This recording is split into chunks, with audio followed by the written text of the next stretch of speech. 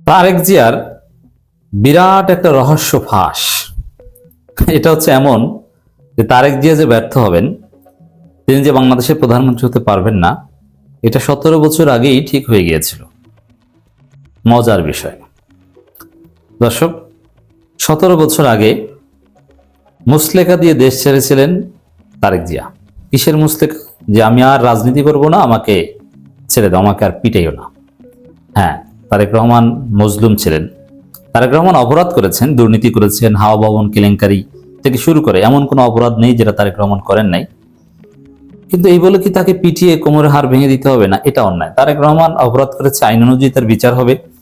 যে দুর্নীতি করেছে তার বিচার হবে, অর্থ পাচার যা করেছে 10% খাম্বার বিচার হবে, তার শাস্তি হবে। কিন্তু তাকে পেটাতে হবে, এটা মানবাধিকার লঙ্ঘন। এই যে ঝুলিয়ে পেটানোর যে ঘটনা, এটা মানবাধিকার লঙ্ঘন ছিল এবং ভয়ানক মানবাধিকার লঙ্ঘন। যদিও পেটানো হয়েছে মূলত খালেদা জিয়াকে ব্ল্যাকমেইল করার জন্যই, খালেদা জিয়া যাতে সন্তানের মায়ায় দুর্বল হয়ে যান, এবং আসলেই হয়েছিল। ব্যারিস্টার মওদুদ আহমেদ এই বিষয়ে তার বইতে স্পষ্ট লিখেছিলেন, দেশের বৃহত্তর স্বার্থে খালেদা জিয়া সিদ্ধান্ত নিতে ব্যর্থ হয়েছিলেন 2008 সালে।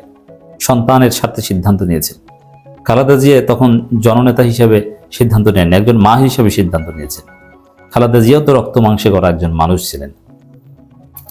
এখন সেই পরিস্থিতিতে ভয়ানক নির্যাতনের শিকার হওয়ার পর, ভয়ানক নির্যাতন it's true, but in compare with other নির্যাতন এটা তেমন কিছু না। শিবিরের সাবেক সভাপতি দেলোয়ার হোসেন যে নির্যাতনের শিকার হয়েছেন, ডক্টর শফিকুল ইসলাম মাসুদ যে নির্যাতনের শিকার হয়েছেন, সেই তুলনায় তারেক রহমানেরটা তেমন কিছু না। শিবিরের ছেলেরা যে নির্যাতনের শিকার হয়েছেন, তারেক রহমান তার ধারে কাছেও না। যতটুকু নির্যাতনের শিকার হচ্ছেন এটাই অনেক, আমরা কোনোটাই সমর্থন করব না। সেই তারেক রহমান মুসলেকা দিয়ে লন্ডনে চলে গেছেন। কিসের মুসলেকা? রাজনীতি করব না। ওই দিনেই ওই মুসলেকা, 17 বছর আগের সেই মুসলেকাই হচ্ছে তারেক রহমানের ব্যর্থতার ভিত্তি, কলাম। যে তারেক রহমান আর জিততে পারবে না, তার পক্ষে নির্বাচনে যেতে আদৌ সম্ভব নয়, তারেক রহমানের পক্ষে প্রধানমন্ত্রী সম্ভব নয়। ওইটি শেষ। পরীক্ষা তখনই ফেল করেছেন। যদি পাশ করতে পারতেন তাহলে তিনি আজকে হতে পারতেন। পাশটা কি দেখেন, খালেদা জিয়াকে আপসহীন বলা হয়। অনেক ভুল ত্রুটি করেছেন না খালেদা জিয়া? খালেদা জিয়ার আমলেই বাংলাদেশে সবচেয়ে বেশি দুর্নীতি হয়েছে, কিন্তু তারপরও খালেদা জিয়া আপসহীন নেত্রী কেন?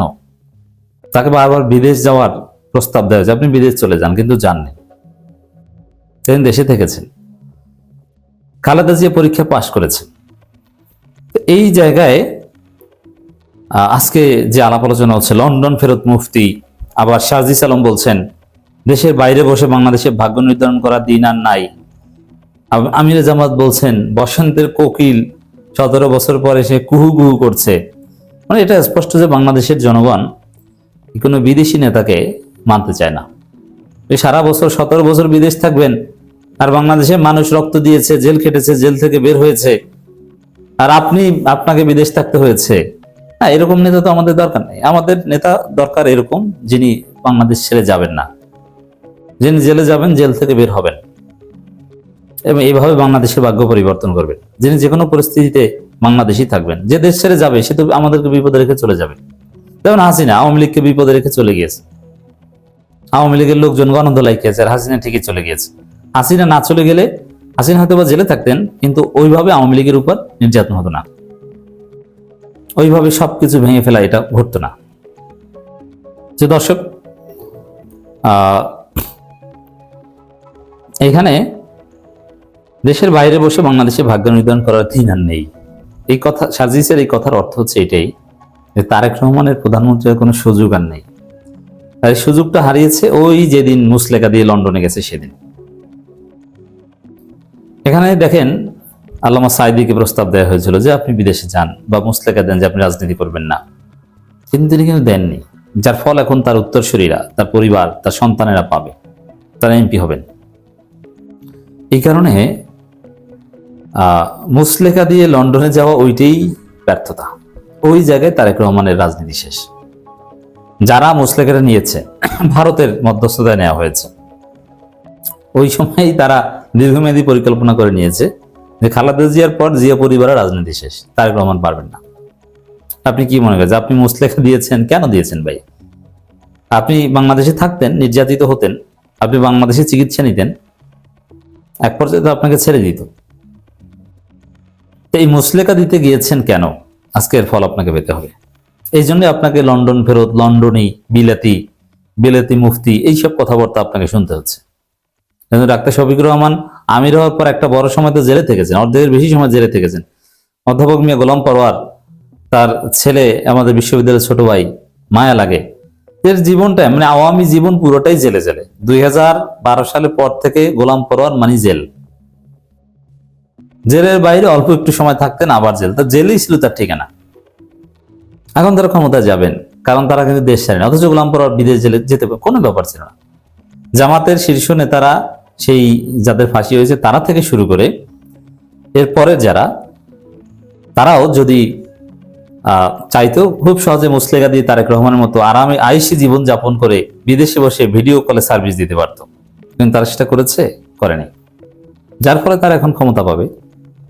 এমনকি হাসনাত সার্জিদেরকেও শেখ হাসিনা এটা বলেছে যে তোমরা আন্দোলন বন্ধ করে দাও, প্রয়োজনে তোমাদের বিদেশে সেটেল করে দিব বাবা, তোমাদের চাকরির কিছু না, তোমরা যা চাও দিয়ে দিব, কিন্তু আন্দোলনটা থামিয়ে দাও। কিন্তু না, ওরা ঝুঁকি নিয়েছে, ওরা তো মুসলেখা দিয়ে যায়নি। তো মুসলেখা দেয়া নেতা পৃথিবীর ইতিহাসে কোনোদিন কেউ প্রধানমন্ত্রী হয়েছে আপনি দেখাতে পারবেন না, দেখান তো। হ্যাঁ, বিদেশে বসে নেতৃত্ব দিয়ে বিপ্লব ঘটিয়ে দেশে এসে প্রধানমন্ত্রী প্রেসিডেন্ট হয়েছে, এই ঘটনা আছে। তিউনিসিয়া আছে,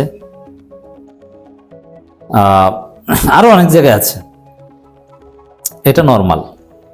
কিন্তু সেটা বিপ্লবের মাধ্যমে, এবং বিদেশ থেকে এসে দেশে এসে প্রধানমন্ত্রী হয়েছেন। যারা বিদেশে গিয়েছেন তারা মুসলেখা দিয়ে যাননি, কিন্তু তারেক রহমানের সমস্যা হচ্ছে মুসলেখা। আর বিদেশে বসে যারা, বিদেশ থেকে এসে যারা প্রধানমন্ত্রী প্রেসিডেন্ট হয়েছে তারা সবাই বিপ্লব করে, তারা বিপ্লবী ছিলেন, কিন্তু তারা ওইভাবে উদার গণতান্ত্রিক দাবি করতেন না। আর তারেক রহমান তো বিপ্লবকে ওন করেন না, আমি বিপ্লব ঘটিয়ে এসেছি না, এরকম না।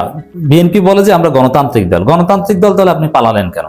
আপনি যদি বলেন বিপ্লবী দল মানে আপনাকে মেরে ফেলবে, আপনাকে আন্ডারগ্রাউন্ডে থাকতে হবে, তখন আপনি গুপ্ত থাকবেন।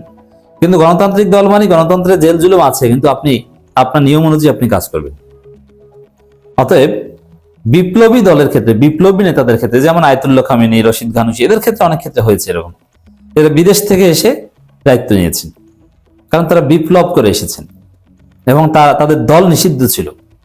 কিন্তু বিএনপি একটা বৈধ দল, তাদের দল নির্বাচন করত, তাদের দল প্রধানমন্ত্রীর সাথে গণভবনে ডলাডলি করতো 18 সালে, মনে আছে না? কিন্তু তারেক রহমান নাই কেন? ওই যে মুসলেখা দিয়েছেন।